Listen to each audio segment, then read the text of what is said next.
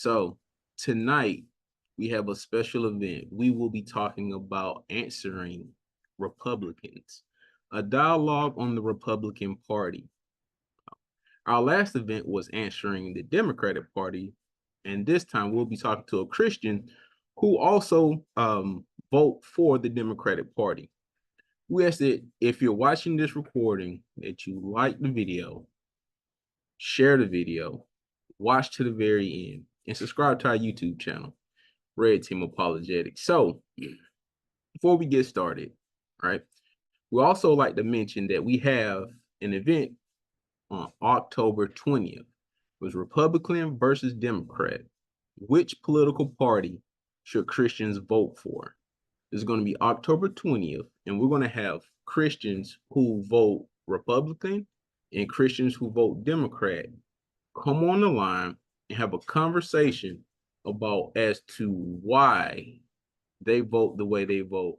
So it'll be October 20th. If you're interested in joining the event in person, drop in the chat that you're interested and we'll email you the information. So that event again is October the 20th, the Republican versus Democrat. Which political party should Christians vote for? So why is this important? Why is this topic so important? Christianity and politics. So if Christians are not engaged with politics, decisions will be made by people who think God is irrelevant and the truth of God's word does not exist. Let me say that again. If Christians are not engaged with politics, decisions will be made by people who think God is irrelevant and the truth of God's word does not exist. So, what's tonight's objective? We're going to be answering the Republican Party, and we're going to have a dialogue on Christianity and politics. And just like how we do with every answering night, we have a guest to come on to help us think through these particular topics, to help us give answers and things of that nature. So tonight's guest is Cortez J. Harris. Personal, he's a Democrat. He's also a Christian pastor. Also is a police officer. So, and a fun fact, me and CJ, we have history. I used to be a juvenile correctional officer, and we was in the jail cell together. Just fun fact. But you want to talk about something hard? That's hard living right there. But his personal contact is Facebook, Courtney J. Harris, and that's the picture right there. So if you have any questions, just look for the picture. His TikTok is CJ Empowers 10, and his Instagram is Cortez J. Harris. Yeah, Harris. So without further ado, I'm gonna go ahead and introduce Mr. CJ Harris. CJ, how you doing? You're muted. Can you unmute yourself? Can you hear me? Yeah, man. What's up? Awesome. Man, I'm doing well, man. I'm doing well. How are you, brother? Good. So it's been a while, man. This is Absolutely. you remember being in the jail cells? Hey, man, B4, B2, B1, B3. Oh I, man. I remember it all, man. Remember working those 12-hour shifts? No, 18-hour shifts. 18, 19, 20-hour shifts. Yeah. Yeah. Going Crazy. in, coming back. Yeah, I remember it all. It was Yeah, rough. man. Yeah, man. We had to get out of there. But anyways, so tell us a little bit about yourself and how you've grown in your political views over the years. All right. Well, my name's Cortez Harris. As he already said, I'm a pastor of Shiloh Baptist Church. I've been operating in that about 15 years. I'm also a police officer. I'm a pastor and a police officer here in Atlanta at MARTA Police Department. And I'm on the motors team and I'm on our United Match Task Force, which is our sex trafficking task force for the city of Atlanta. As far as my political views have wavered over time. Uh, I used to be at a younger age more of a candidate guy than a party guy. Um, and so I've grown to kind of understand better the principles of each and every party. to figure out where I should best be. Um, I used to didn't want to be involved in politics because I wanted to separate church and politics. But then I realized, and I had one of my great mentors, Dr. J.D. Henderson. He was 97 years old uh, when he passed away. And he had inspired me at about his 95th, 96th birthday, where he sat me down and said, "You can't be a pastor in today's world if you don't know how to have a newspaper in one hand and the Bible in the other. So if you can encourage people, enlighten people, and direct people, then you can't effectively do your job." So that's what got me to start to evaluate, look at, and expand myself in politics. Thank you for that. Thank you for that. So I know that personally you said you're a Democrat. So Yeah, you still gonna vote Democrat this election season? yeah, I'm still gonna vote Democratic this election. Yes, sir. Okay, okay. So let me ask you this question. Have you once voted for the Republican Party? And did you I ever see that as being a biblical vote? I did vote for a Republican nominee before. It wasn't Donald Trump, but I did vote for a Republican nominee before. Um, and so yeah, I would say I have done that. And yes, a part of it would have been um what I would call somewhat of a Christian vote. Okay, okay, cool, cool. So let me ask you this question. Do you see that there's any dangers in voting for the Republican Party as a Christian?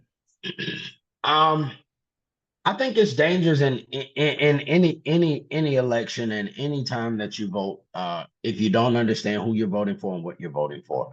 I think sometimes you have core principles of each party, and then sometimes you have core principles of each person.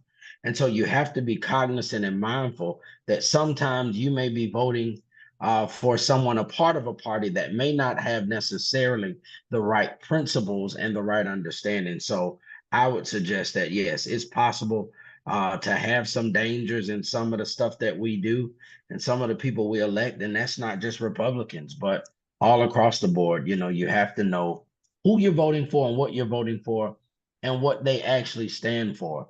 And I'm sure we'll get into that later on, but knowing the policies and knowing the ideas of the people that you're voting for. So let me ask you this question. So it's been said, or well, it's not been said, that the Democratic Party support the LGBT community, right? And also abortion. Like as a Christian, how do you reconcile voting for a particular party that push that particular narrative? I think the number one thing to understand is that sometimes when we start to talk about the political views of people, we have to remember not the gospel of inclusion, but the spirit of inclusion to include everybody. Now, do I agree with all of the policies and all of the forefront issues that the Democratic Party always pushes? No. But what I do realize is the reality is they don't just speak for me, they speak for all of us. I do wish that we could tailor some of those views and bring them back to the biblical standpoint and what it is that God and the Bible ask us for. But I also see that as a Democratic Party, that their focal principles is humanity. That they really push the principle of involving and including everybody. Sometimes I think I've said it before. I like the message. I just don't like the way they do it. Uh, but I do appreciate the ability of looking and including everybody. Now, with that being said, I will say this. I do think we need to curtail and cater to some of the principles that we all believe in, because we have so many Democrats that stand and push the ideology of Christianity and who God is and what he stands for. But some of our practices in the opportunity of including everybody sometimes gets a little bit out of the scope of what God is asking for us and asking from us. So I think sometimes we need to pull the reins on that and draw in to that. The reality is that doesn't just come from the presidential election. That comes from the officials that we put in the office on the local level. That comes from us going to our city and town hall meetings. And then that comes from the church being an example and standing up for what's right. And this is the reality. And I, as a pastor, I don't mean to be the angel's advocate and kind of, bounce back and forth between ideologies and thoughts. But I would say this: I can't necessarily stand and condone all of the Democrats for trying to include the LGBT community when we have so many churches that include them every day because they're quote unquote good for business. I think we got to start at the place where it's important. And so if we don't want to push that agenda politically, we got to also look at almost all of our praise and worship leaders, all of our choir members, and look at what emblem we're giving the church. And I don't mean to take us down a rabbit hole, but the reality is we don't uphold God's views completely, even in sometimes the house of God. And so I think we have to do a better job at that so that we can push that in the area of our political party, push that in the area of what we're trying to do as a party of Democrats that are voting and believing not just in the policies that are being pushed out, but the principles that we have. Okay. Yeah, you said some stuff. That was good information. So, I also want to ask you, as a police officer, right? And how do you also reconcile with voting for a party who pushed the narrative of defunding the police? Like, Well, as a well, first we got to understand what defund the police means. It doesn't necessarily mean to take the money away from the police. What we should call it is reallocate the funds for the police. Because when you look at all of these policies to defund, it simply means to reallocate and move. So as you look at your police departments, your local departments, they are militarized. They are ARs, they are tanks, they are smoke bombs, they have less lethal smoke bombs and things of that nature. If we can put those funds into getting people CIT crisis intervention certified, that helps us manage what we need to do. One of the examples I use is if you're at your family's barbecue and Uncle Johnny doesn't had too much to drink and now he's drunk and he's holding the fork by the barbecue grill and he's talking about killing everybody, you're going to call the police. When the police show up, they don't know that this is what Uncle Johnny does all the time, but the family does. So the officers that show up are trained to kill, they are trained to protect. And all they know is Uncle Johnny is threatening to kill everybody there. And let me take that back. I don't mean train to kill. I mean stop the threat and stop whatever's going on. So when they show up, they're not trying to have a therapy session. The police will call to say that Uncle Johnny is drunk and he want to kill everybody and he's holding a weapon. So when we start talking about defunding the police, it doesn't mean defunding. It means reallocating, getting people trained in the area that they should be trained to not only understand how to handle approaching the police, but also understand what's going on in that process. When the police show up at the barbecue and Uncle Johnny is holding that pitchfork, and we ask him to put it down, and he don't, and he start walking to the officer doesn't know Uncle Johnny. All he knows is he was told that there's a threat and he's intoxicated, so he has to believe that anything has happened. But if we have people that are CIT certified, that are aware of certain crises and know how to handle certain situations in a better way, that's one of the things that I hate about people being upset with stop the cop city and all of this. um, well, you don't want them to build a new training center, but they already have one. The only issue is the training center they have is falling apart. So you don't want them to be trained on what they have and what they're using and what they're doing. So these are things that we have to consider. These are things that we have to look at. So when we start talking about defund the police, look at the policies and what they're trying to implement.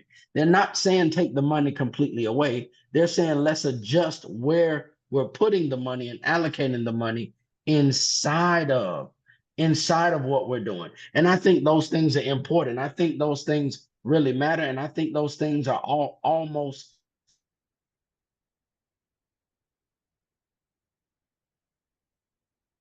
You there? they're not trying to get rid. Can you hear me? Yeah, yeah, we can hear you.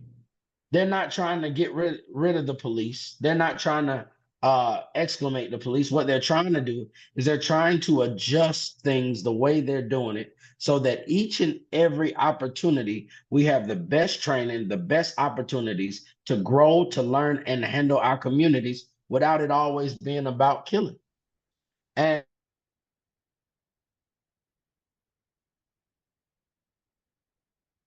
Yeah. so they speak on it. They're not speaking as an informed citizen. They're speaking as somebody who's upset, don't agree, or even cops. There are a lot of cops that are like, "Oh, I'm voting for Donald Trump because he's going to give us full immunity." Well, you'll never have full immunity from stupidity. Yeah, you're going in and out.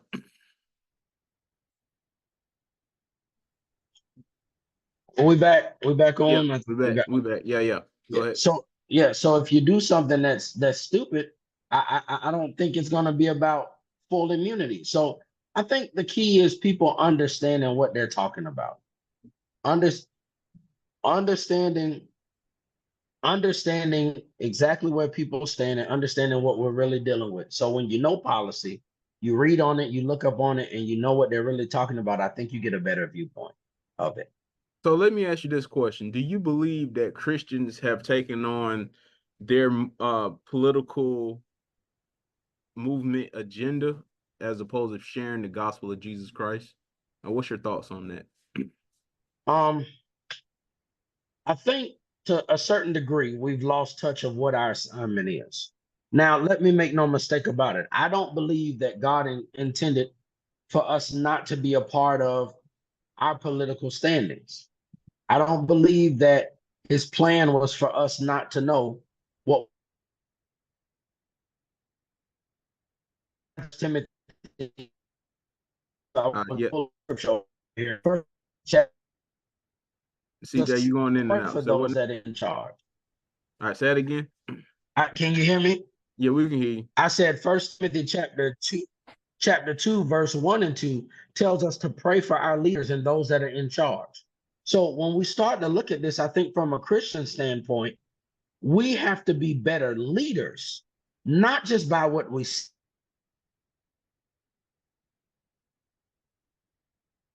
Is he gone? CJ? No, I'm here. Okay. Yep, I think I'm having a little small trouble with being in and out here.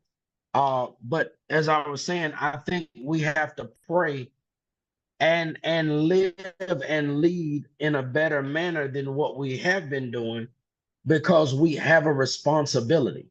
The responsibility that we have is to conduct and carry ourselves much better than what we have as Christians. We can't get away from the political context. That's not what we're capable of doing. We can't overlook the necessity of being leaders and being valuable people. We have to do our jobs as Christians to walk the walk and talk the talk. But we got to not only be examples, but we got to be able to be on the forefront. So, as you asked me that question, do you feel like we've left it? I feel like we've left and we've become a body of believers that whatever's going to make us the most money, that's what we're going to do. Whatever's going to benefit us the most, that's where we're going to go. And that's not what God is calling for us or from us in this season. Okay. Appreciate that. So are there any other policies that Christians should be concerned with this upcoming election? Yeah, there are a whole lot of policies on both sides that we ought to all be concerned with. We definitely need to look at Project 2025 and see exactly what's in there. Some of the things as it relates to our educational system, to our young people not being able to get some of the educational pieces, to our churches being handicapped and stricken with what they can teach, what they can talk about. Um, some of these things we need to deal with, and even on the Democratic side, we need to talk about a lot of things as it relates to some of the taxpayers' dollars that are being spent on sex changes for transgender. Some of the focal points of what we're trying to get done as it relates to who we're trying to be as a community. When we start talking about policies, I think one of the biggest things that we both need to look at on both parties, both sides, is that you also have these mass incarceration situations and policies that are being implemented. We need to look at these two because, as a police officer, I see a clear setup. I see a clear setup where a certain group of people, our Black males, are being handicapped with certain things that are criminalized, whereas in the same sense, for a different race or a different creed, it's not criminalized, but it's almost made to be a mental illness.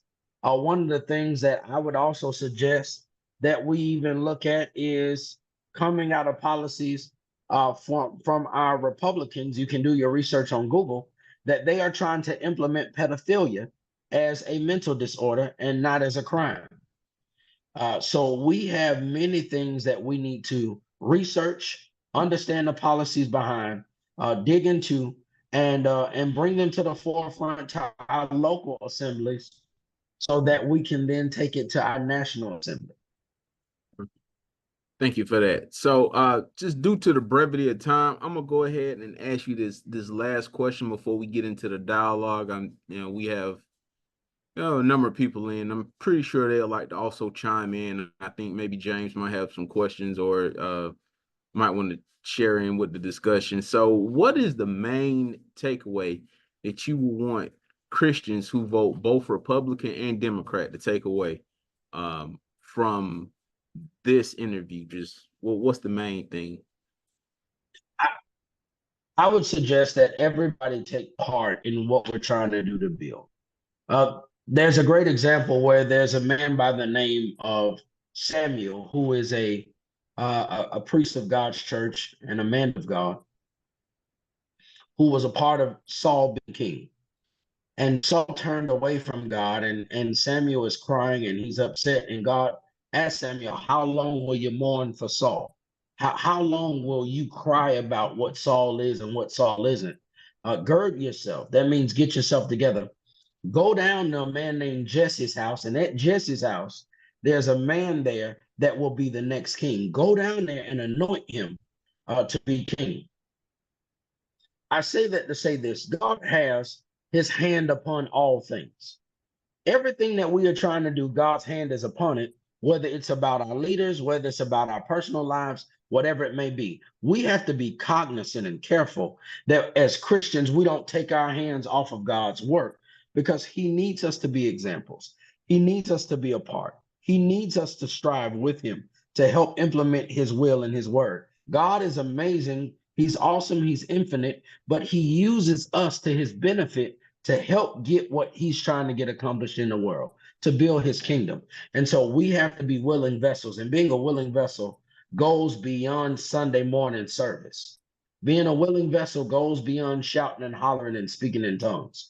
It goes into being a part of our community, building up our community, building up our people, and the dwelling of humanity together. And so I would suggest, whether you're a Republican or Democrat, let's find mutual common grounds. Let's work together to make our communities, to make our local assemblies, to make our children's lives better, and not just fight back and forth about the simplistic things for who's in control, but to really.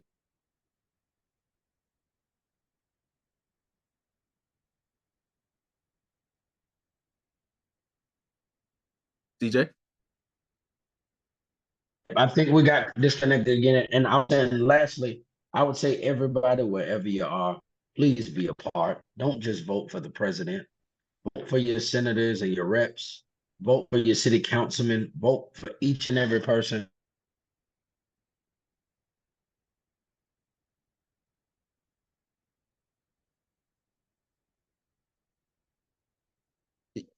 Yeah, CJ. All right. You muted. I don't know how I keep getting muted. I was saying that my last thing would be to literally push for each and every person to reach across the aisle, Democrat or Republican, that voting is important. and not just on the presidential level, even on your local level, your House representative, your senators, your city councilman, your school board district. That's where we implement change. Realizing that the president isn't the only one that's in office, but being able to reach across the aisle, and you never know. So many of us, we vote for people, not for policy. I want to suggest that we get on colorism and sexism, and we start to look at policy, and we vote for policy, because whether you're black, white, blue, green, orange, or purple, policy, black and white in writing is going to stand beyond anything we could say. So I would suggest that. Thank you for that, CJ. I really do appreciate it. So just to give context, thank you for that, CJ. Just to give context, we just want to say thank you, CJ, for coming out.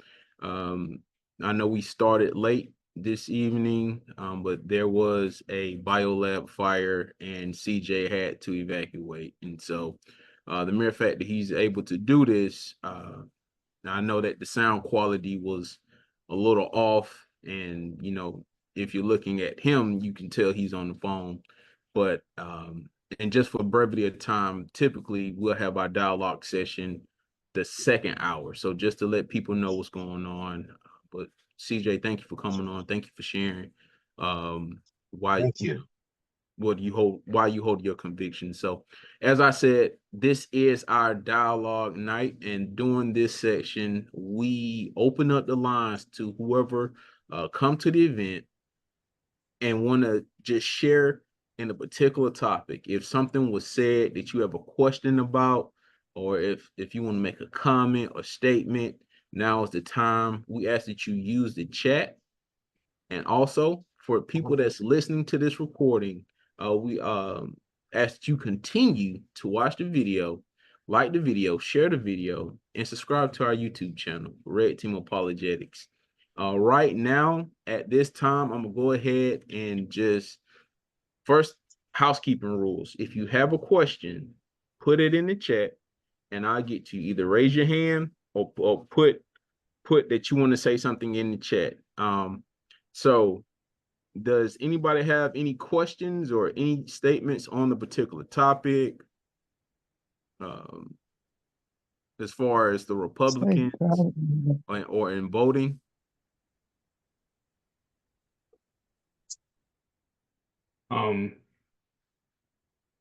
I'll if anybody else wants to say anything, I just want to make sure the floor is open. Okay, and then we'll let Angie go. You can go ahead and go, James. Well, let's let Angie go first. Yeah. Hey guys.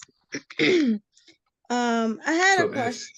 Hey, so I had a question for the pastor that said he's a Democrat. And he mentioned that I guess he's voting for them because they're about humanity. But as a Christian, are you concerned about voting for policies that are against sin? I mean, that are sinful? Or are you policies that are, I would say, not sinful, but maybe not wise?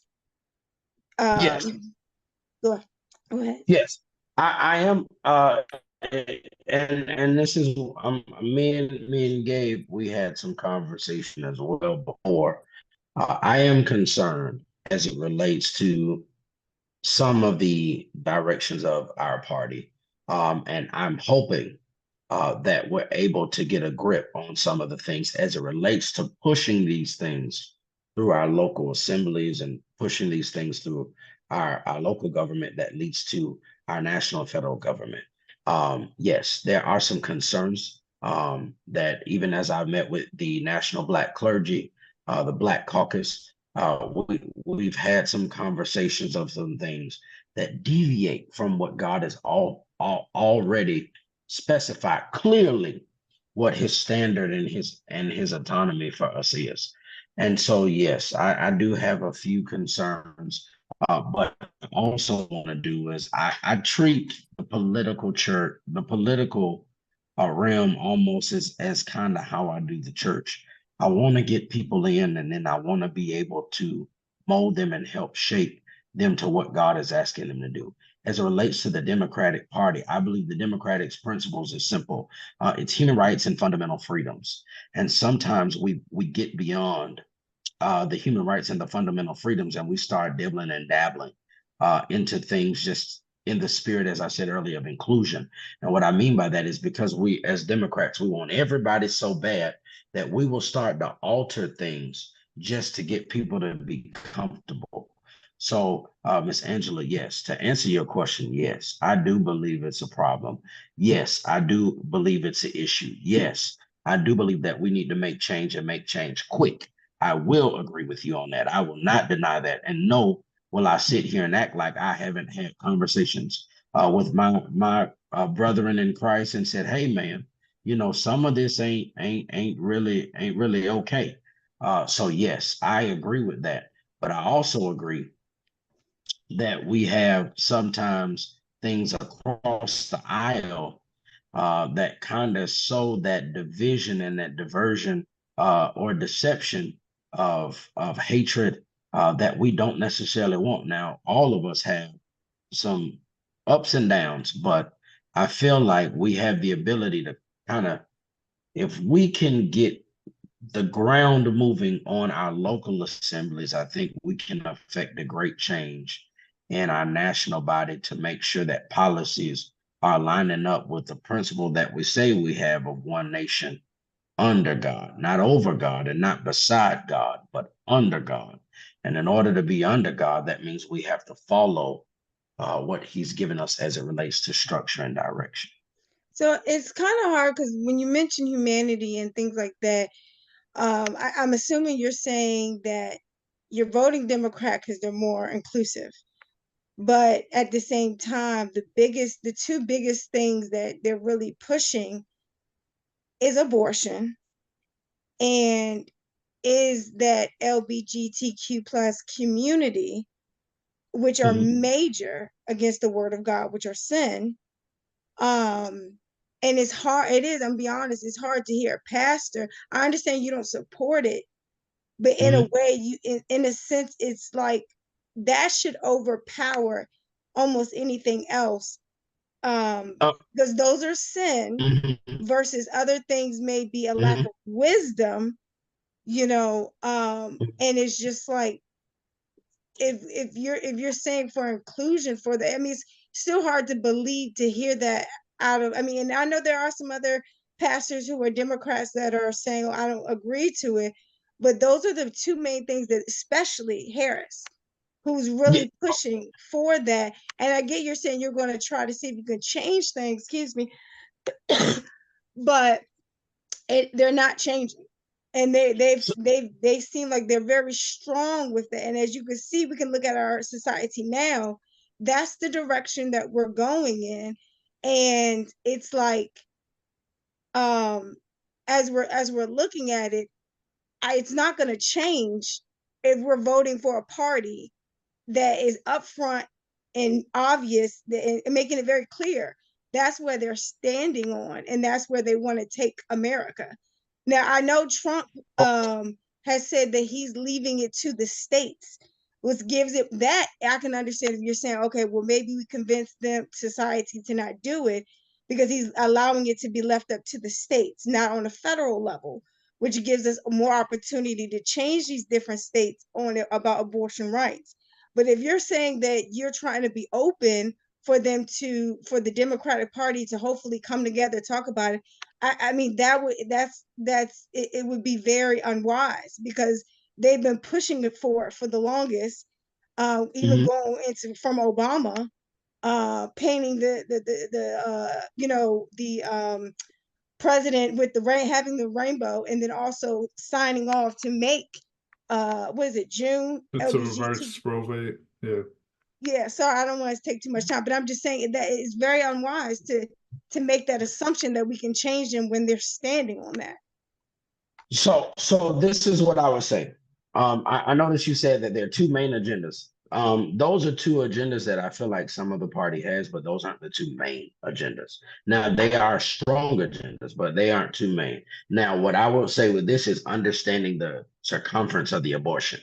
abortion, from my understanding, now I could be wrong, but from my understanding, when I've gone to the Capitol office myself with Young Entrepreneurs of Atlanta, with the National Black Caucus, with Push Coalition, and we've sat down and talked, it was never, we just want to give people the ability to kill babies. It was, if there's a medical emergency, if there's something going on with a person, we don't want that woman to have to die because they're in a situation where they need to make an adjustment or they need to terminate because they need to. Now listen to me, Miss Angela. I'm not stupid by a long shot. So I know some of this stuff is hid behind good cloths. My issue is there are certain principles that I do believe, and the principle of humanity and the principle of freedom for all and the principle of fundamental freedom and being able to support and uphold the less fortunate and those in that middle class versus having a type of government that only supports and upholds those in the top tier class, the 10%, the 10 percenters.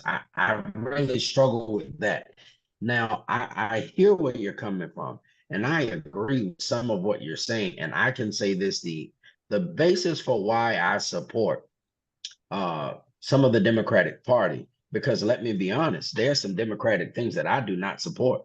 And there have some times that I've had the privilege of meeting with governors and mayors and sitting down and talking to them. And I've been steadfast that I cannot support certain things because it goes against, I do not support same-sex marriage. So I literally, and I'll say this, and you know, I won't try to hold it up.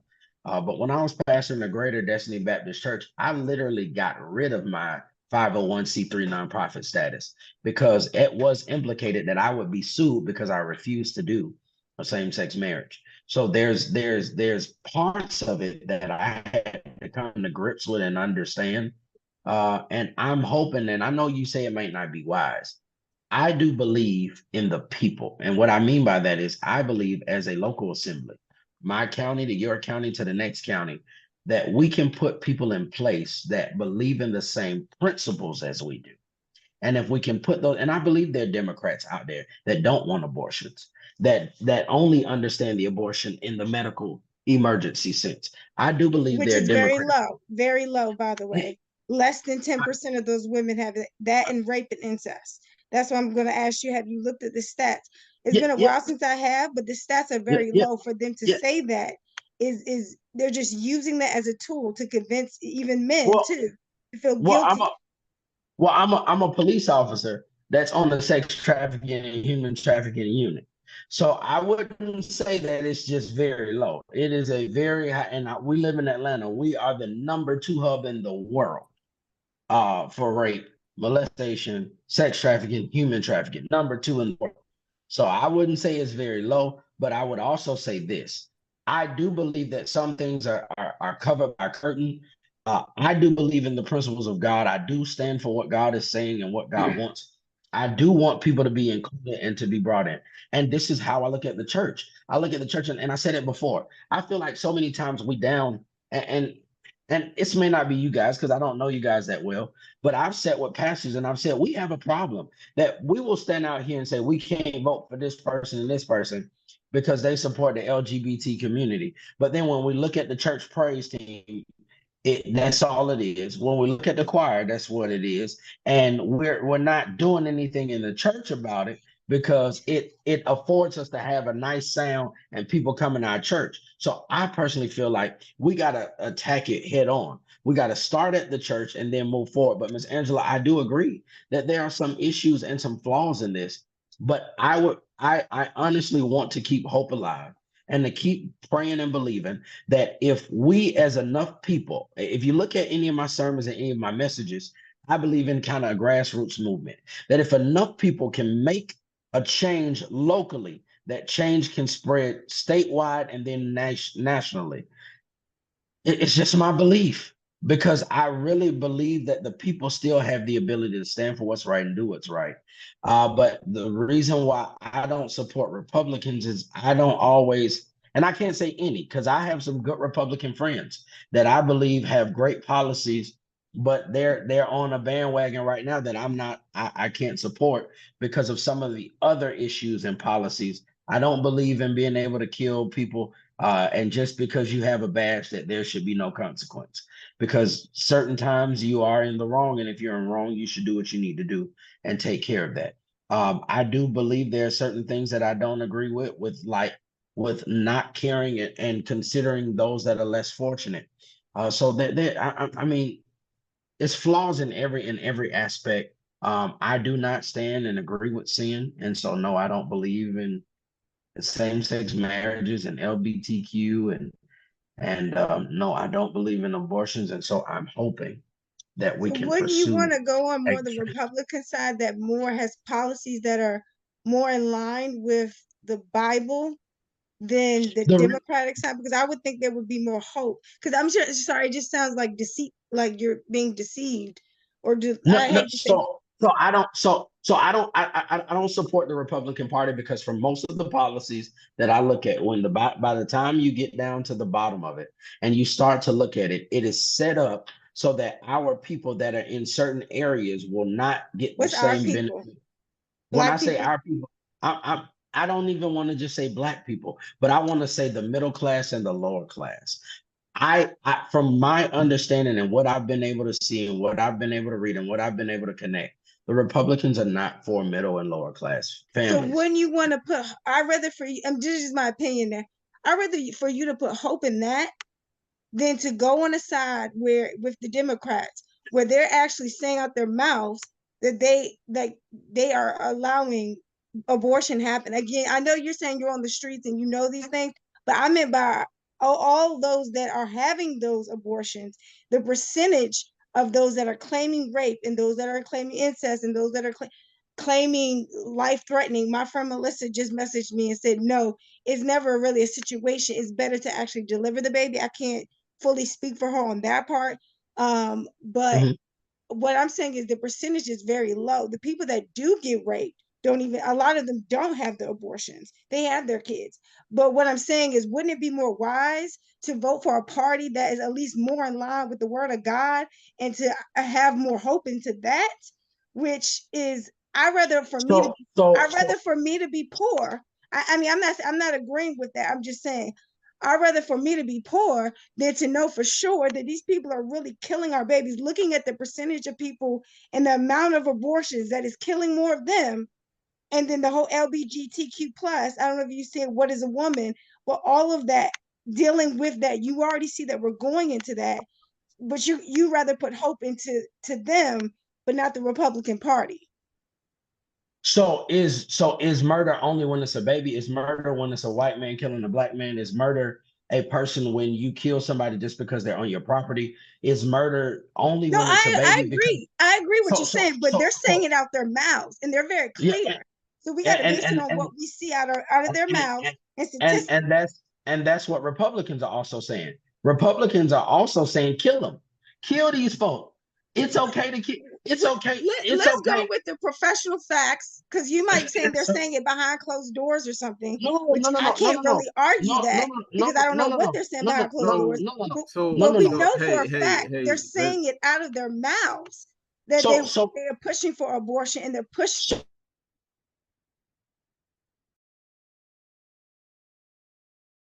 all right.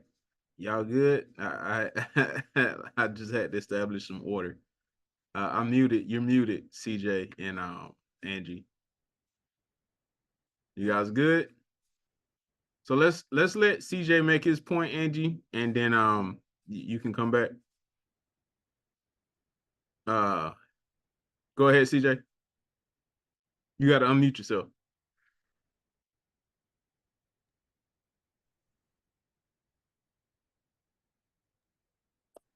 yeah, Miss Angie, I agree with what you're saying, but when I say they're saying it out their mouth, the stand your ground law that they're trying to enforce nationally is an opportunity to kill. That's just plain and simple what it is. The national stand your ground law that they're trying to implement is an opportunity to kill. The Project 2025, if you look at it, I don't believe that we can separate sin. Sin is sin all across the board. So if you're telling me that a grown man is able to find a 3, 4, 5, 6-year old attractive and have sex and molest them, that because the Republican Party says that this should no longer be criminalized, it should be considered a mental issue, then hey, we're gonna say they're the real Christian. No, no, no, no. There's like I said, Miss Angela, there to me are flaws on both sides. Neither one of them is okay. Being homosexual versus fornication, one is not better than the other.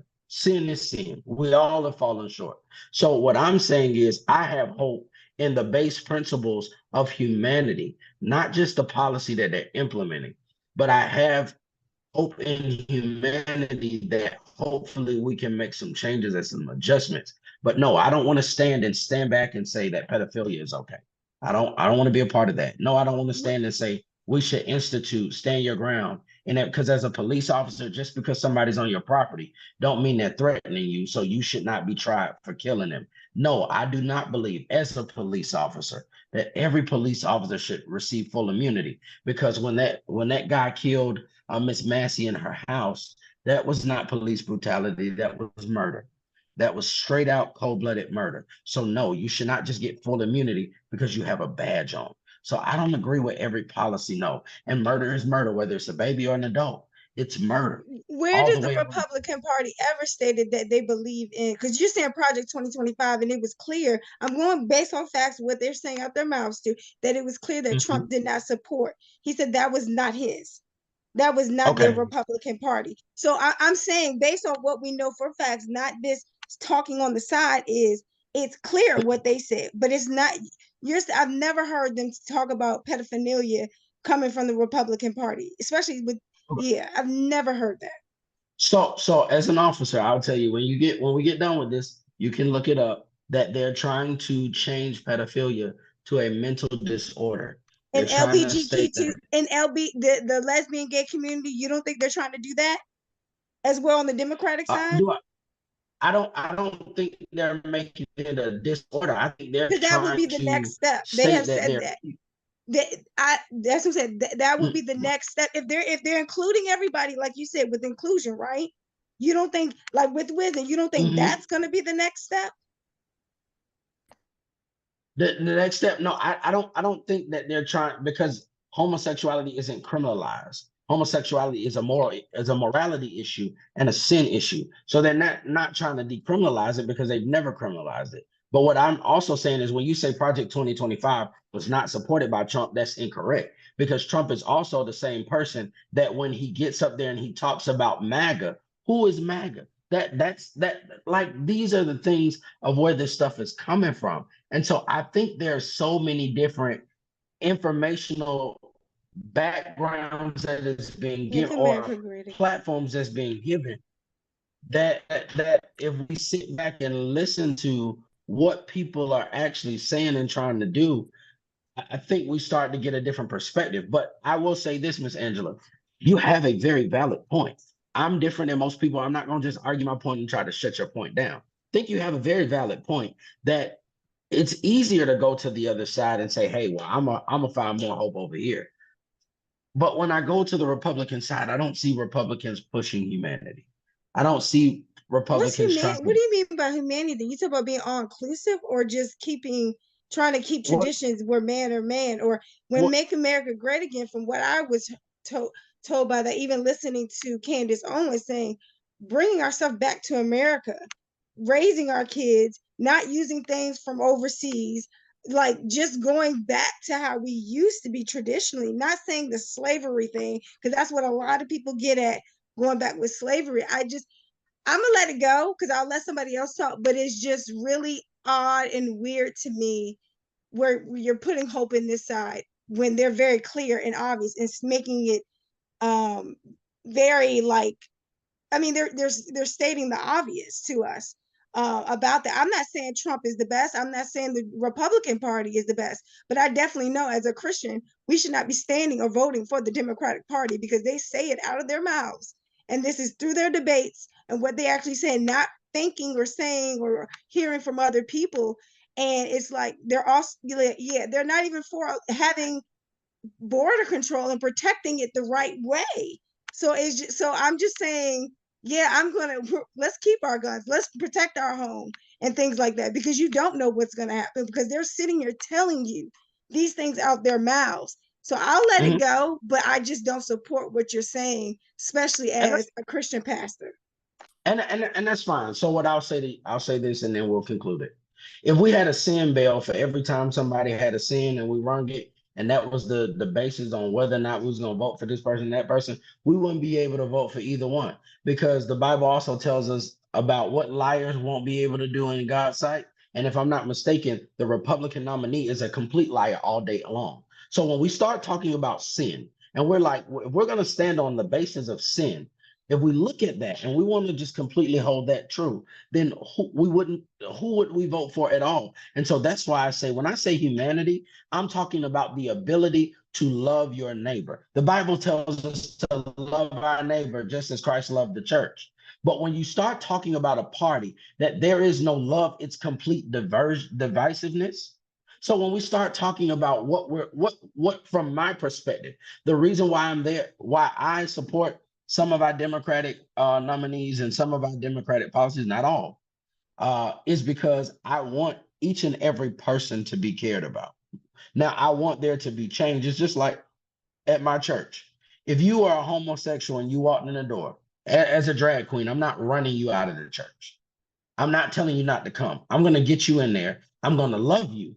I'm going to teach you. And then I'm going to give you corrective wisdom to help make you a better person so that you become the person that God intended for you to be. But the problem of why we're so messed up as a church body now is because everybody that doesn't walk the straight and narrow just like us, we automatically throw them away. Or as you said, it's weird to you that a pastor would support a Democratic Party. Well, my family, my members, those that know me, know that I stand for what's right. But I also want to be able to get the people to me so that I can do the best that I can. Now, again, as I keep saying, Ms. Angela, I do not agree with everything. No, I don't. I think one of the questions, Gabe, should have been, are you able to support a party and not support all of their policies? Because that's the reality is I don't support all of the policies. I don't. There are a lot of things that the Democrats do that I do not like. There are a whole lot of things that the Republicans do that I do not like. But I also want to be able to connect with the people that we have to get them to see that we serve a God that's able to do all that we can think or ask. And we can't be Christians just when it comes to pointing a finger. We got to be Christians when it comes into believing and when it comes into giving hope. So thank you for that. So CJ, you still coming back on the 20th, right? Like you, yeah. Oh, yeah, Okay, yep, no cool. So that's interesting. That you made that statement. So all right, so the Republicans. So all right, so you're saying that basically like the Republicans are for themselves. Like, is that what you're getting at? Because Yes. one of the questions that I was going to ask you, but like I said, because of the brevity of time, is that how do you believe Christians should respond to the Republican Party, or if the Republican Party is for themselves? Can you elaborate on that? Like, if you could answer those two questions. I feel like the top is the top and the bottom is the bottom. And I think Miss Angela said it. She was like, well, I would rather be poor. I don't think it's about finances. I think it's about opportunities. I think it's about the ability for our kids and our children and our children's children to grow. I am by no means saying that we should support somebody because they get us in a better financial position. But I do believe that the Republicans have what I would call the good boy system. If you're part of the good boy system, if you're in that top tier, then you are straight and we're going to look out for you. And if you're not, then oh, well, you on your own, figure it out. Whereas I believe the Democrats are more concerned with let's making sure our seniors okay. Let's get into our less fortunate. Let's find a way to help those that are in need, that need help. And when I look at the life and the ministry of Jesus Christ, and this is my only thing, and I think when me and Miss Angela was talking, I should have said this. When I looked at Jesus, I can't remember except for 2 times that he was sitting around the priests and the Pharisees, where he was literally indulging with them. Every other time he was sitting with sinners. He was sitting with those that were not where they should have been. And he used that as an opportunity of ministry and for them to grow. And that's what I'm hoping that I'm able to do, because I do see a political future in my life. But that's just my hope. I know for a fact that we got some things we got to iron out as Democrats. We got to fix some things. And I will say this to you, Miss Angela, I'm not the person that if we continue going down the wrong path, or to you, Gabe, that I'm just gonna sit by and say, cool.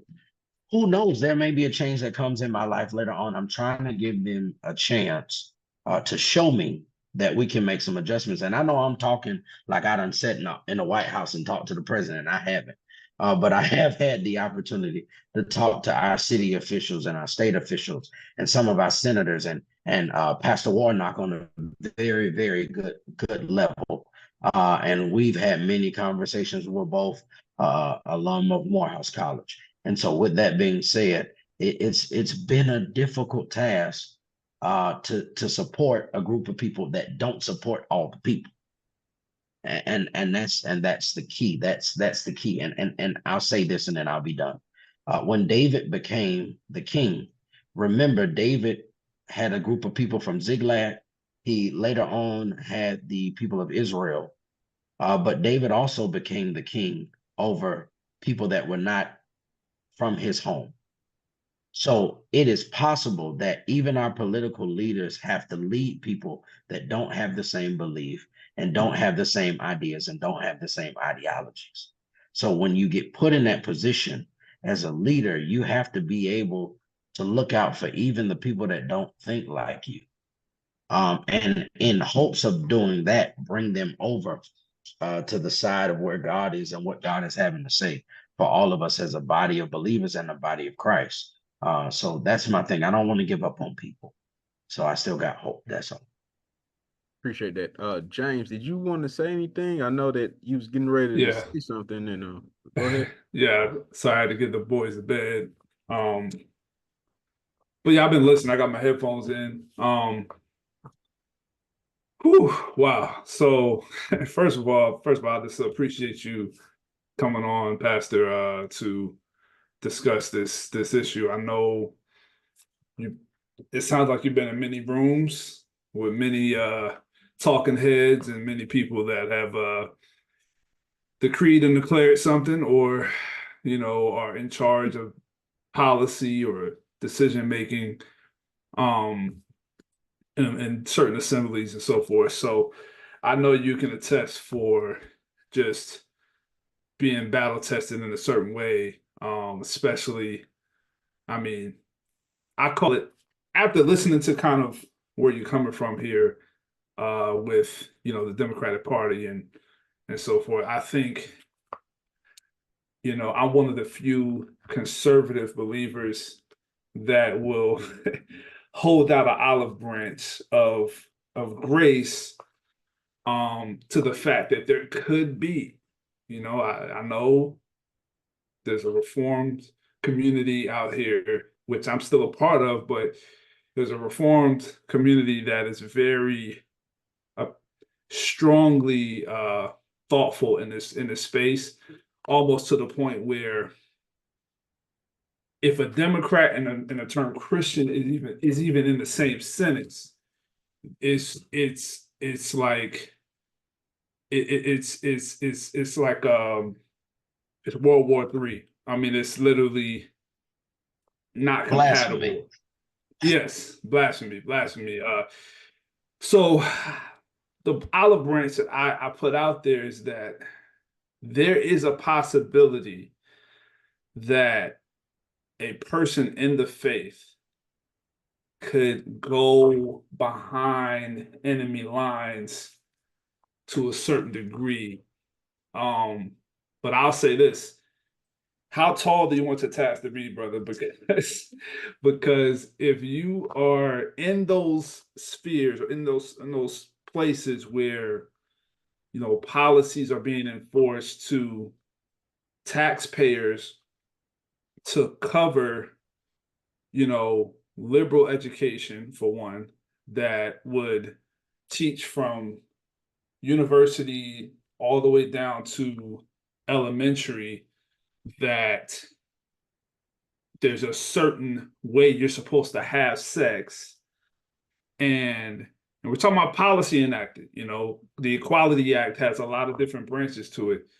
But that policy that's going to implement at the youngest ages to pederasty, pedophilia, to be implemented as a sexual education module from the grades earliest as fourth grade up, that's being enacted now. Obviously, Chicago, California, or Illinois, California, they'll hit all of the blue states first. But with that rollout, knowing that our children are being fed this, at the same time, the task is tall for parents at that point, because now if our children come home that actually have to go to public school, you know, for monetary situations or whatever it may be, especially with a lot of believers that maybe can't afford going to private or too much going on to go in homeschool, they have to hear their children come home and do their homework, and they're learning about man on man and man to child, and woman on woman, woman to child as a curriculum. And they, you know, it's going to be it's just a battle that they have to face, that they're going to have to really re-instruct their children on that. I mean, that's just one of the policies that I'm thinking of with the Equality Act that is coming from the Democratic platform.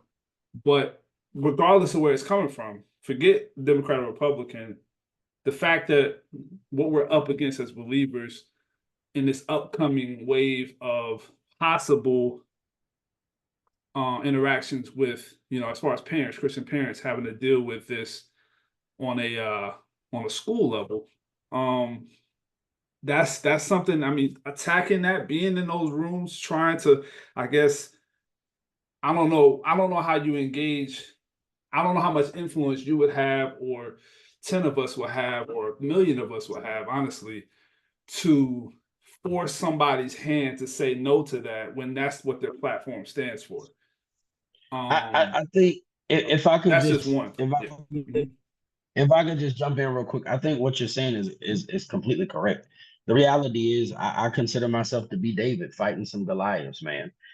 Because the reality is, when you talk to somebody like Warnock is not for some of the liberal agendas.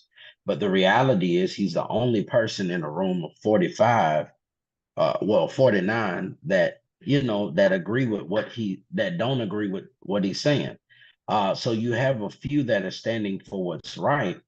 But then that goes back to this thing. When we make our local elections, the people that we are electing, when we're doing the local election, there are 4 or 5 Democrats. We need to hear everybody's principle, not just the one that says, well, I know how to bring money back to the city.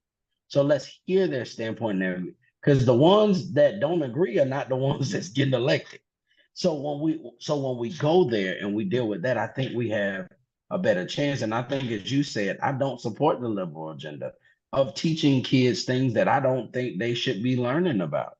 I don't want my child to be forced to learn a lifestyle that's against what God is asking us to do, which is why I feel like, hey, it's my job. If I'm, as a pastor, able to sit in a room with some of these folk, I don't need to go in there and just rub elbows, which is what a lot of our pastors do. If I be honest, they go rub elbows and get a meal and get a little check. No, you go in that room and you talk about the truth, what the reality is. This is hurting our community and it's hurting the body of Christ. But that don't happen. So I'm the 32-year-old that's screaming in a room of 100 preachers. That's like, shh, that ain't what we're here for. No, that is what we're here for. So, you know, I see, Andrew, you say Warnock is pro-abortion. I want to say this, and I want to be polite when I say it. He ain't pro-abortion. Well, Warnock is a preacher and a politician.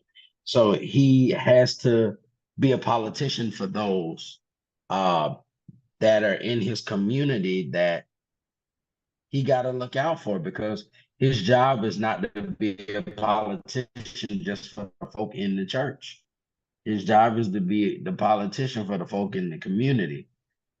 So he has to look at, and that's the struggle that we had. We don't have enough. We don't have. Gabe, am I able to just say the truth, Mr. James, and then I'm gonna be quiet? Can I just say the truth? Well, yeah, the truth, We but don't have enough black folk. we're still rated PG-13, so you know.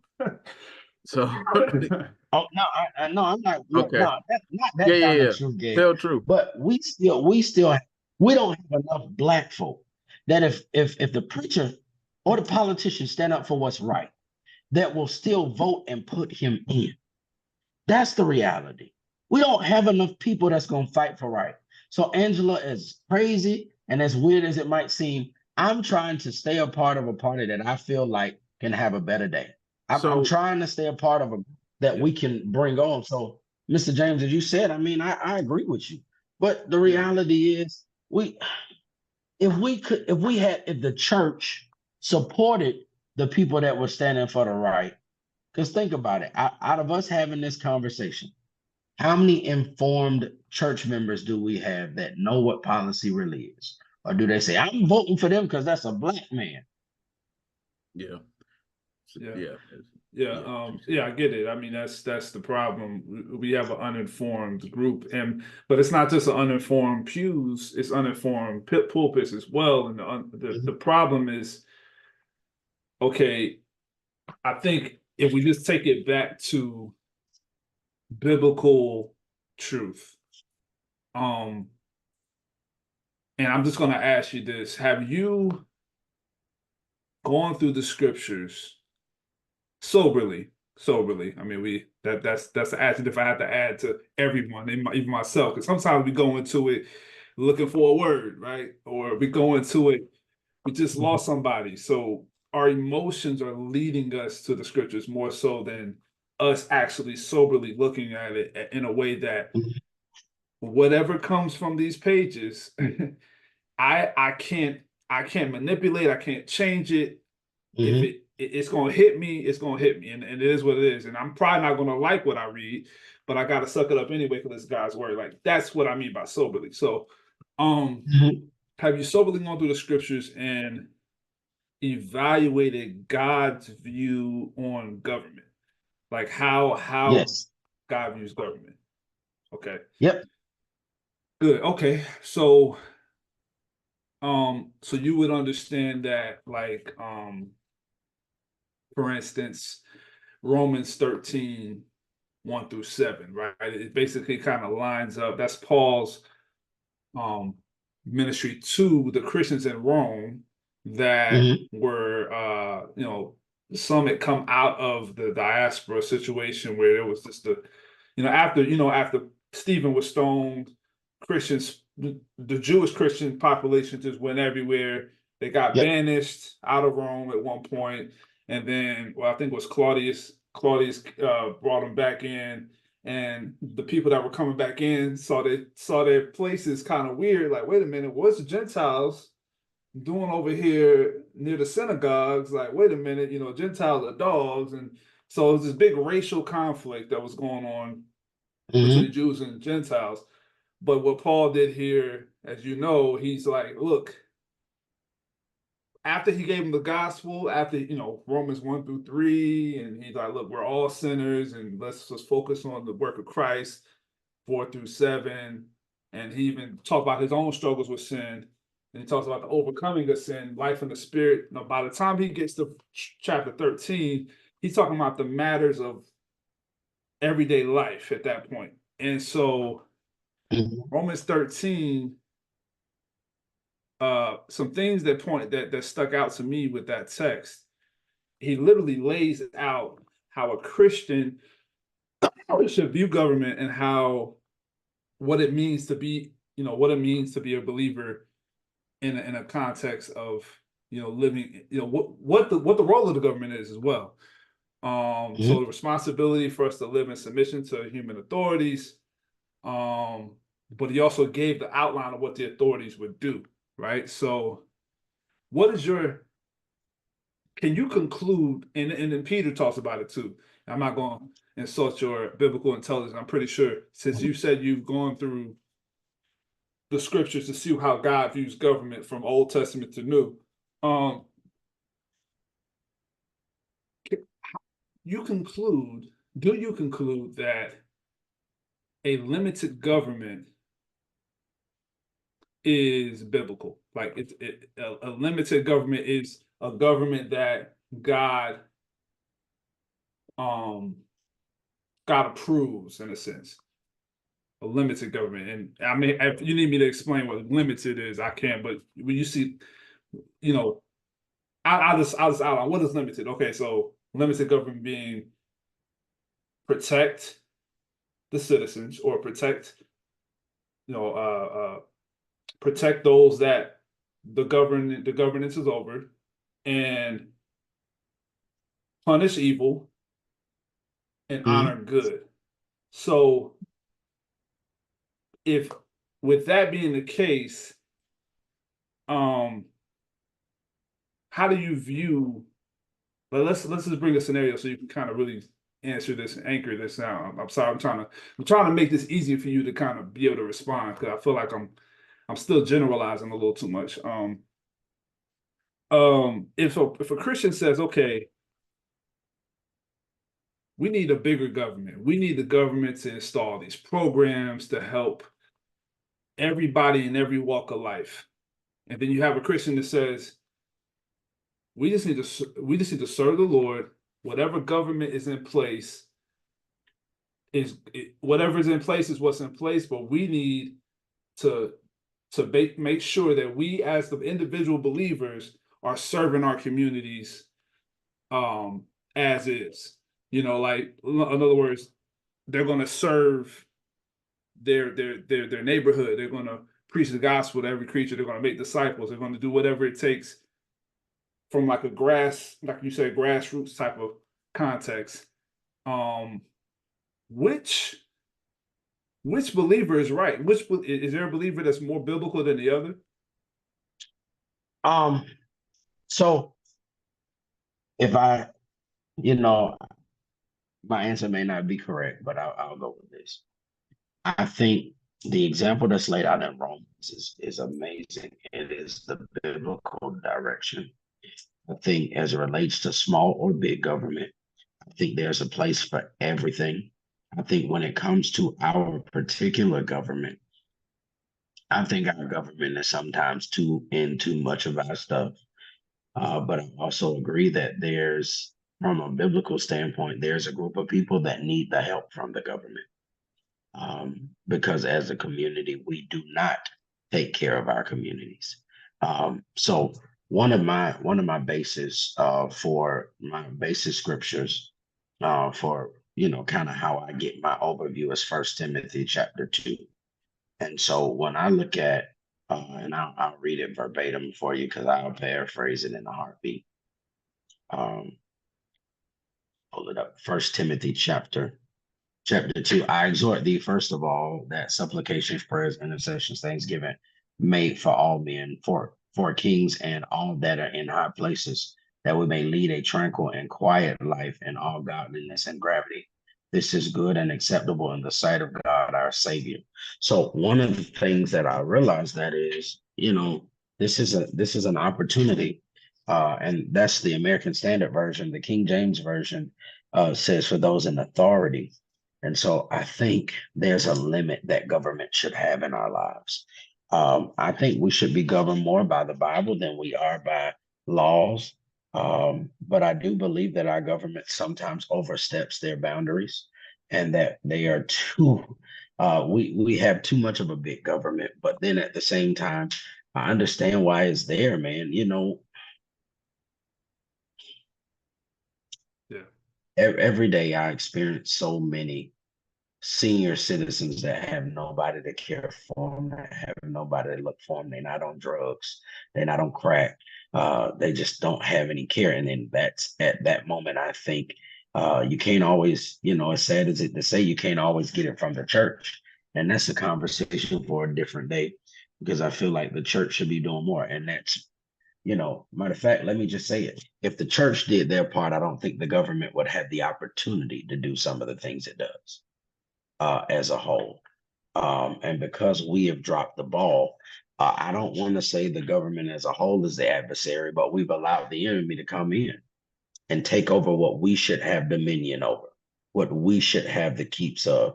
And so it goes back to what I've been saying, man. I'm David fighting Goliath. I'm Jonah getting sent to Nineveh. Whatever whatever you want to pick, it's me. I'm trying to be the voice of reason in a cloudy and a weary land. And so and I wish I forgot her name already, Miss Angela was still on the line, because if I can tell you and I can give a synopsis for what I feel like the Democratic Party is, I'll say it, and I know both of you are Bible scholars. Man, I'm standing in the valley of dry bones saying, Lord, can these bones still live? If I just be honest, I'm saying, God, can they still live? And that's where we are. And as you can see, my whole mood is changed because I get where you guys are coming from. And the reality is it's exhausting. It's a fight that we're fighting. And the base principle of why I still support the Democratic Party is because I feel like there are so many that, because the church isn't taking care of them, then the government is stepping in to do it. And I don't have the ability to go to every church and say, hey, we need y'all to do more. I'm only able to do it myself.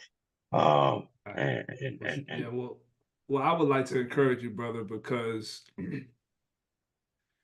to be honest, we I know we can say it, but I feel like we have to mean it a little bit more. The fact that our government cannot save us, only yeah, God can. I think that we can put that on a bumper sticker, we can put that on a t-shirt, but I hate to even think of how many pastors would say that and not believe it. And I think that I just want to give you an example of how the Democratic Party would look. And I'm an accountant by trade, so I have to deal with clients that are beating down my door with with so much trepidation mhm, if Democratic policies get enacted on them. I'm talking about small business owners, when they realize the different taxes that they're going to have to overpay. Unrealized gains tax, for one, that it doesn't even make any sense that you're getting taxed on something you haven't even earned yet. But that's another we'll get that's a whole nother level we'll go to some other time. But I just want to give you this idea. So we never read in the New Testament of Jesus or any of the apostles expending any time or energy. And if it was worth for life and godliness for readers 2,000 years later, if it was worth it for us to have that example, they would have put it in there. But we do not see in Scripture the apostles expending any time or energy schooling believers on how to reform the pagan world of the idolatrous, immoral, corrupt practices of the Roman Empire. I don't know how much you've studied history or studied the Roman Empire, or even studied before that with Greece, and before that with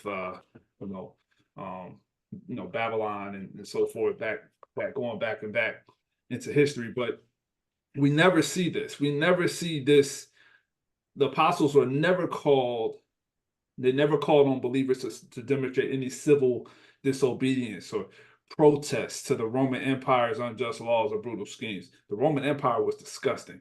It was full of pederasty. It was full of not abortion, but they had infanticide, right? Where they would put babies outside the city, leave them there to cry and die, or in hopes that someone will pick them up and take them into the human trafficking situations, right?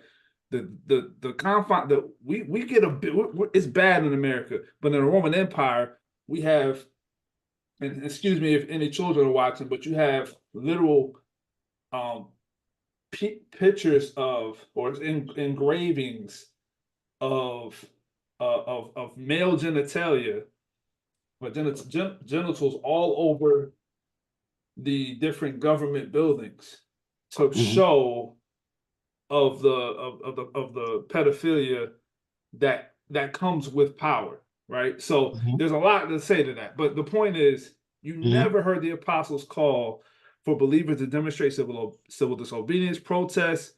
Instead, apostles commanded what the first century Christians, as us today, to proclaim the gospel and let their lives give clear evidence of the gospel's transforming power.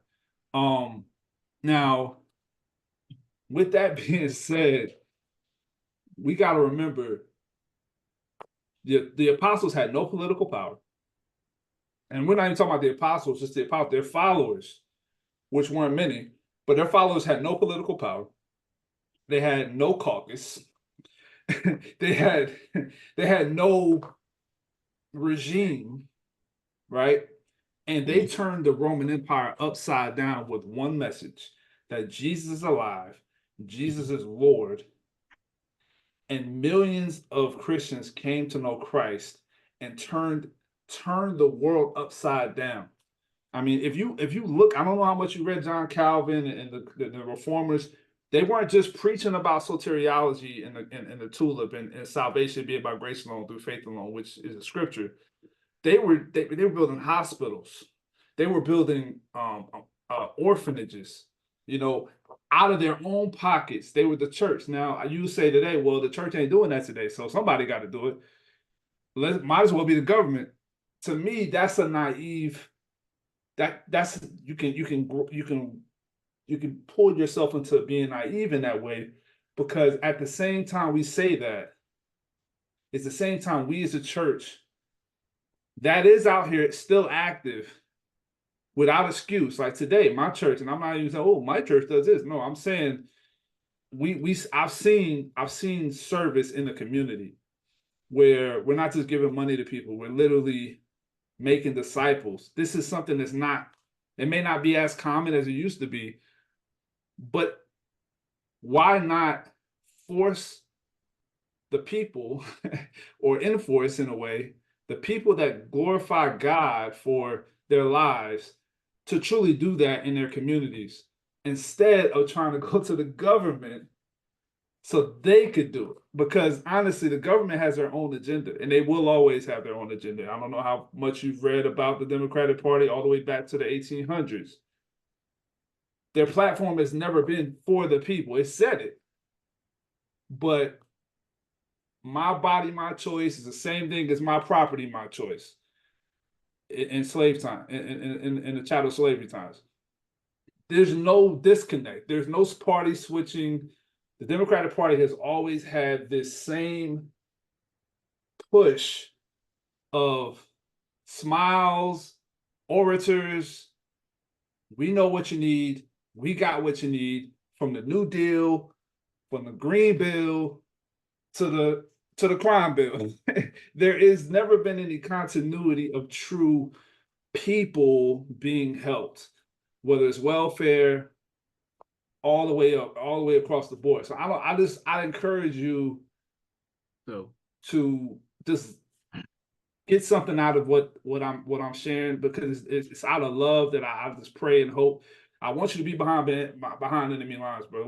We championing you. Go in there and tell them something, right? But at the same time, if it's a rigged game, you don't even got to play it. You don't even got to play the rigged game. Just let's go back to the church. Let's share the gospel, and let's see God push what we need to see, rather than I think one of the biggest things though is that as we talk about, like you said, the apostles, the reality is the apostles were on the run from the government. They were ostracized from the government. And so that's similar to what we have going on now. And so what I am trying to accomplish is I'm trying to get people to understand more of how, as the body of Christ, as believers, how we can affect change in our communities and affect change in our government as well. And that, I'm not asking people to rebel against the government, but to be a example, as you say it, I do want to do some more research on what you were saying, because from all of what I've learned, I do understand that the Republican Party and the Democratic Party were not always viewed the way they are now. I know that for sure. But from the conversations I've been able to have, some of the policies I've been able to see with my own eyes, it is catered to helping our lower class and middle class. But that doesn't mean that everything that I've seen is incumbent of everything that's there. So there are some things that I don't know and some things I haven't seen. So I do appreciate your information and your context to what we're talking about, so that we can continue to grow. And that's the thing; it's always a great opportunity to continue to grow and to continue to expound, so that we can always get exactly what we need to be the best that we can be. So I do appreciate you for that, and all that we're trying to accomplish and achieve. So let's do this. It is time. It's for brevity of time. Um, hey, October 20th, right? Now, I'll say this. This has been I'm changing my part. I'm just kidding. nah. This has been good, and so just to let people who's watching know that Red Team, we don't promote the Republicans, we don't promote the Democrats. We promote the believer. We promote the believer thinking biblically, having a biblical worldview, and this is the reason why we had answering the Republicans, answering the Democrats, because we don't make this a salvation issue, right? There's some Christians who might vote Democrat, right? And just like what you all was talking about concerning the nation, I think it's funny because we have a two-party political system, but when you look at the the national anthem, it says that we're indivisible, but yet we're divided. And the sad part about it is, as believers, we're divided.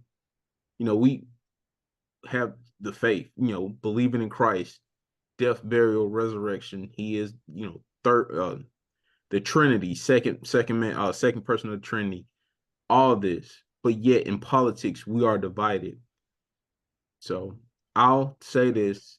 I'll let CJ speak, and then James will speak, and then I'll finish. If there's any final words, and if you're watching this recording, remember, if you're interested in coming to the event, October 20th, place in the comments that you're interested, and we'll connect and we'll give you the information. CJ, did you want to have any closing words? I would just say October 20th. Be there. I think this is a great conversation. I think we need more of it, talking about Christianity in our political race, and in our daily lives. And I thank you guys for what you're doing, and the message that you're getting out and the opportunity that you're giving. Again, as I say, man, it's so much that we encounter and experience that so many are just unable to even have these type of conversations and discussions. So please continue to keep this going, and we definitely want to dive into what it is that we want to expand with people moving forward. So thank you guys for allowing me to be a part of the podcast tonight, and we look forward to what God is able to do in the future. Yeah, we also wanted to say thank you again for coming out. We know that the situation with the burning labs and things of that nature, and the air quality, thank you for still deciding to come on and do this. We appreciate you for coming on. James? Yeah, again, thanks, CJ, coming on. And, like I said, you got a task on your hands. It's very tall, and we're hoping that how you move and shake it with these people can glorify God in some way. But at the very heart of what we do here at Red Team, like Gabe said, we're pro believer, we're pro biblical church home, healthy church homes, and so we one thing, I guess one last thing I can say about just the topic itself answering the Republican Party. One thing that I found about the Republican Party that is almost a gift and a curse is the platform is good. I mean, it stands for individuals to stand on their own ten toes and do right. It's an expectation that man is going to help another man. It's not going to be a mandate, but it's going to be expectation for man to help his fellow man. However, there is a naive process of issue there where you think that man and his sin sick heart could actually do that. The sinful man is always going to look out for himself before anyone else. So there's no economic system, there's no other system out there, even in the theocracy. We saw how that played out. Look at Israel. Okay, they broke every commandment, and they were given it first. Plus, then years later, Constantine and the Roman Empire trying to Christianize the whole empire. That didn't work either. The point is that we're pro just let's just trust the Lord and trust that He knows what's best. And the Republican Party has this nationalist thing going on. America's great. Well, I mean, to be honest, God is great. And I just wish that if Republicans are going to go to the right, go all the way to the right, like to the point where we're talking about Jesus, because in and of ourselves, we can't save people. We can't heal the sick and all of that. So that's my only gripe with the Republican Party is that it's like, if you're going to talk about biblical principles, then talk about the Bible, please. And we're going to do that. But that's all I have to say about the topic. As far as tonight, I think it went well. I think hopefully a lot of people can come to some better conclusions than they would today. And I'm just thankful that we can have this platform to talk on these things, because a lot of people there'd be a bunch of furniture moving and all kind of stuff going on in other type of platforms. But we're thankful that we can have this time to talk about it in a good in a good way. All right. Thank you for that, James. And just again, I want to say thank you for those who listened to this recording from the beginning to the very end. I know we had some audio issues, but at Red Team Apologetics, we're here giving you the best that we got, doing what we do in the spirit of excellence. I say this, I said it before and I say it again. We're not promoting the Republican Party. We're not supporting the Democrats. We're supporting the Christian to keep a Christian worldview and thinking biblically and politically. Just want to say thank you again for listening. My name is Gabriel Phillips from Red Team Apologetics. Make sure you like the video, comment on the video, share the video, and subscribe to the channel. We're refining the response of the believer. I'll pray us out.